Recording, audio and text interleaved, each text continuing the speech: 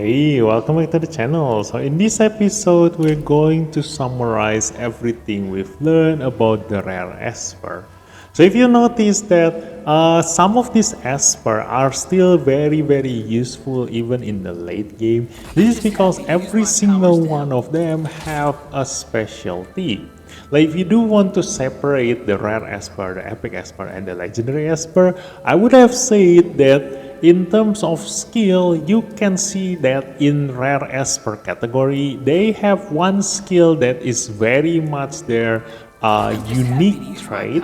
While if we go into the epic Esper, you're gonna see that they have two skills that they are very strong at. And then after that, if you go to the legendary Esper, then all three skills are pretty much in sync with each other.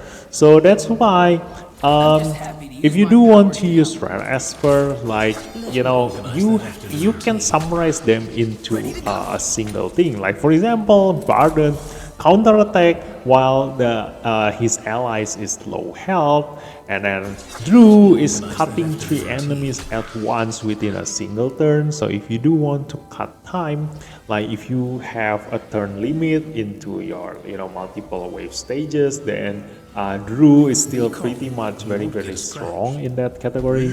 And then Liao Devour, like before Tolan came out, like I would have said like nothing can replace this Devour, like this is irreplaceable, because he is the only one who can remove an Esper from existence.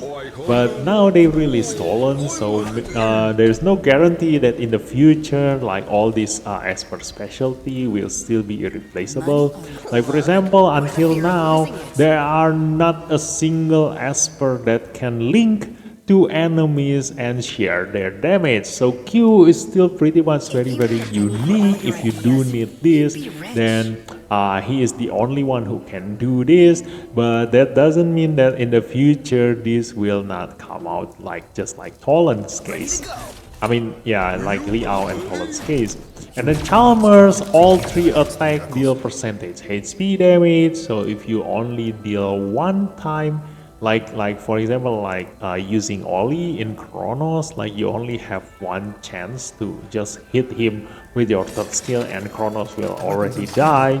But if you go into a long battle, then Chalmers still pretty much superior in dealing percentage HP damage. And then Brian, permanent attack up, and also insane single target damage on top of giving freeze and defense down. So that one is kind of like situational, like if a lot of other Esper can replace you in that category. So I would say that the thing that is still pretty much strongly going on in the rare Esper category is the fact that their third skill all have either 3 turns cooldown or 4 turns cooldown. And why is it really strong? Because that means that they are the best carrier of Harmony set. Harmony set gives ally damage plus 10% for 2 turns after the wearer casts ability 3. And so there are in legendary Esper and then in epic Esper, they are mostly have 4 to 5 turns cooldown for their skills. Not many of them can have 3 turns cooldown on their third skill. Thus, Harmony set for epic and legendary Esper is kind of like limited in their rotation. But if you do give this Harmony set to your epic rare Esper, then they can maximize the Harmony set potential. Like for example, if you give it to Berenice, like on top of giving shield to your allies, she also can give damage to your allies if you give her Harmony set. And then after that, Yasuo here, there are not many Esper that can give attack up and defense up within the single turn. Like you have Yamato in that do the same thing as Yasuo, but Yamato's cooldown is a long time. Like you need a Belimon in order to reduce his cooldown. So Yasuo having a 3 turns cooldown for this skill is pretty much still really strong, and giving her harmony set is going to be insanely good.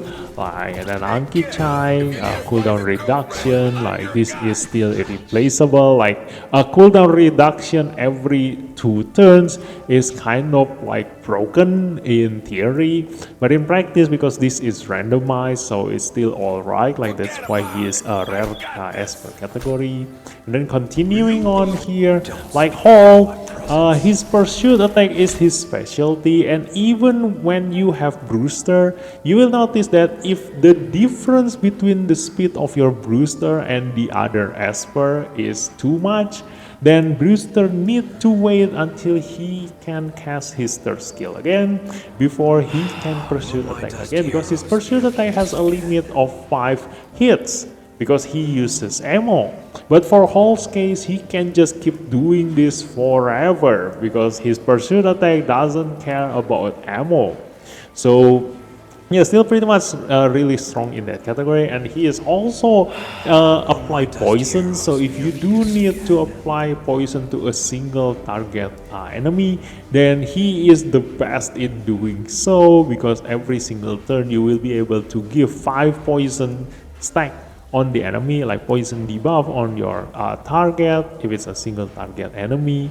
So nothing can replace him in that sense. And then Tang Yin, like probably the only Esper that can hit 100 pursuit attack. Just because if you can get lucky, like you probably win, you should buy a lottery if you can catch a glimpse of that.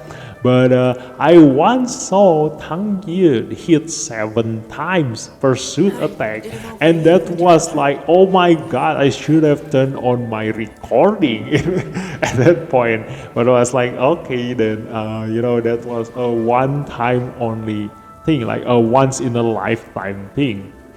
But yeah, so if you don't want to gamble on that, then Tang Yin is still replaceable. So like as per that, their specialty is just dealing damage, is mostly replaceable, because you can only bring 5 Esper into your lineup. So you do want to have as many things going on your Esper aside from just dealing damage. So yeah, Tang Yin, Freddy, they are kind of like replaced by now. But if you do think about a single hit damage, then Freddy is not losing to any legendary Esper, especially if he is at 1 HP. And so damage wise, this game is really good for the free-to-play players, because the rare Esper's damage and the legendary Esper's damage is not that far difference. Like Freddy can still deal far higher damage than half of the DPS legendary Esper, and that just shows how useful the rare Esper is. And then David, in one sentence, like he is a buff stealer. Like there are not many Esper that can steal buffs. Like he is still pretty much in rare Esper category, he's probably he's the only one who can steal buffs. So if you do need someone who can steal buffs, then yeah, he is your choice. And then after the Baron is just one word: shield. Like the only one that has a bigger shield than her is just Lian, considering like so many other Esper can give shield to their allies. So unless you have like Lian, you use Lian, or you need to have 2 Lians in your team, then you still pretty much can use Berenice. And also, like again, 3 turns cooldown on the 3rd skill, Harmony set, really strong. Leon, probably a template Esper for those who doesn't require critical rate. So you can just purely go on critical damage, equipment, and you will see insane single target damage. But again, like if your Esper specialty is just dealing damage, then they are easily replaced. The Changpu, like very fast heal cooldown, and both third skill and second skill are heal and really strong, and 2 turns cooldown for a single target heal. Like this is insanely strong, but because he uses attack, like the only other Esper that heals using attack is Asenat, and Asenat have a really good thing that makes Changpu obsolete, is the fact that Asenat can block 50% of the incoming damage using her Lotus buff. So that one is irreplaceable. We're gonna talk about that in when we go into Asenat's episode. So this one, Changpu, is probably another harmony set user, and also the immunity thing is also kind of like a bonus. But then again, because he uses attacks, he kind of like can become very paper. And Q, yeah, Link, irreplaceable. And then after that, Medusa, AP. She is really strong in AP reduction, and you will never have enough of AP reduction Esper. Like if you want to bring 5 Esper that can reduce the enemy's AP, because in a game that uses turn-based, if your enemy doesn't get any turn to move, then you already win the game. So yeah, this is pretty much really strong, and petrification is also still a rare debuff in a legendary Esper category. And then Zelmer can only deal damage, and the requirement to deal that damage is to have as many debuffs going on your enemies. So that's why she is kind of like the most useless Esper currently in the rare Esper category. In terms of damage, like Freddy still probably deal more damage than her, and his requirement is to just have him as low health as possible. Like it's much easier than giving 12 debuffs on your target. So yeah, this is kind of like very replaceable.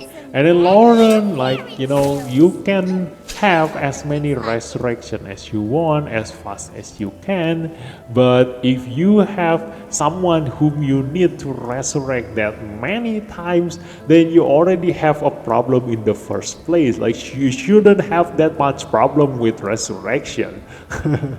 So yeah, if in case there's a content in the future that requires you to do that, then Lauren is still really good as a resurrector. Now, and Layla already made a video, like a 20-minute video explaining like how Layla is different than other Poison Esper. But then again, the only thing that people care about is just Kara and Hilda. Even Ife, not many players realize like the good thing about Ife, and that's why it's similar to Layla's case. Like 3 turns duration poison. So yeah, and also there are not many content that requires you to bring that many Poison Esper.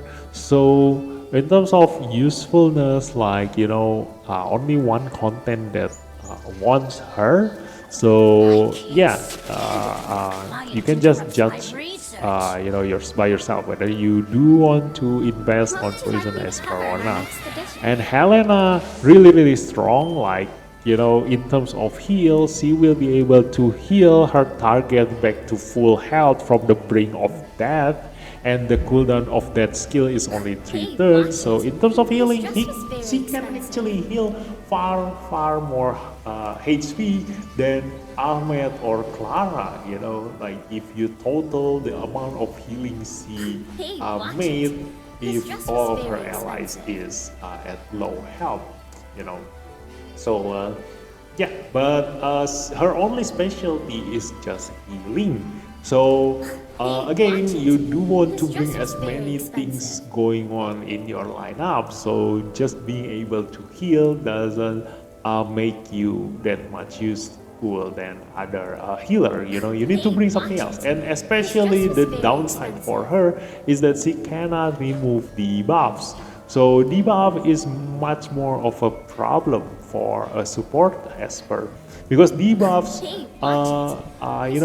gives you far more risk to